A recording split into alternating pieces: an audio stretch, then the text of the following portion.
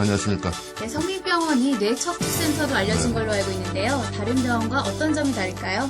네. 저희 뇌척추 신경센터에서는 크게 이제 뇌 질환하고 이제 척추 질환을 진단하게 되는데요. 이제 다른 몸의 부위와 틀리게 이 부분은 신경계통이기 때문에 제일 중요한 것은 조기 진단이 상당히 중요합니다.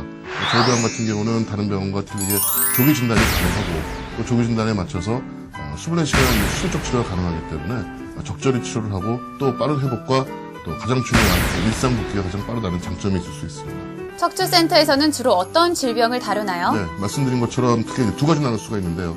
이제 두부, 그러니까 머리 쪽 질환과 또 목이나 허리 같은 이제 척추 질환을 나눌 수가 있습니다.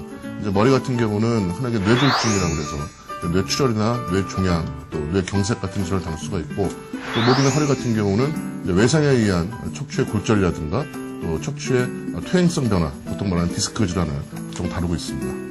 디스크 치료에 대해서 알려주세요. 디스크라고 하면 대부분 환자분들은 무조건 수술적인 치료를 한다고 생각하시는데요. 절대 그렇지 않고 디스크라는 거는 대부분 퇴행성에 의해서 그러니까 연세가 드시면서 생기는 것이기 때문에 대부분 환자를 위해서 90% 이상은 수술적인 치료가 없이 물리치료라든가 약물치료 또는 주사요법까지만 가지고도 해결될 수가 있습니다. 하지만 다리의 통증이 상당히 심하시거나 또는 하지마비가 오거나 극단적으로 대소변 마비가 오는 경우에는 응급적으로 수술적인 치료를 해야만 호전되는 경우가 훨씬 많습니다. 그러면 뇌졸중 치료는 어떤 건가요? 네, 뇌졸중은 특히 이제 가을과 겨울, 특히 날씨가 추울 때 연세가 많으신 분들에 대해서 많이 생기게 되는데 아까 처음에 말씀드린 대로 뇌출혈 같은 경우에는 응급 수술이 필요할 경우가 있고요.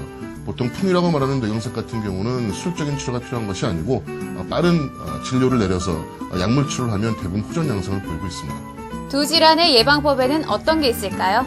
네, 치료도 중요하고 진단도 중요하겠지만 가장 중요한 건 예방법이겠는데요. 특히 디스크 같은 경우는 대부분 퇴행성 변화, 특히 자세에서 나오는 거기 때문에 자세를 똑바로 하는 방법, 지금 리포터분께서 하시는 것처럼 자세 변화가 상당히 중요하다고 생각이 됩니다. 특히 또 뇌졸중 같은 경우는 우리가 예방할 수 있는 건 아니고 평소 매스컴에서 나오는 것처럼 술, 담배 줄이시고 가장 중요한 스트레스 상황을 줄이게 되면 대부분은 예방할 수 있는 걸 되어 있습니다. 또 혈압이 오르거나 당이 있으신 분들은 빨리 치료를 받으시고 내과적인 치료를 빨리 받아서 치료하시는 게 상당히 중요한 예방 요건이 될 수 있습니다.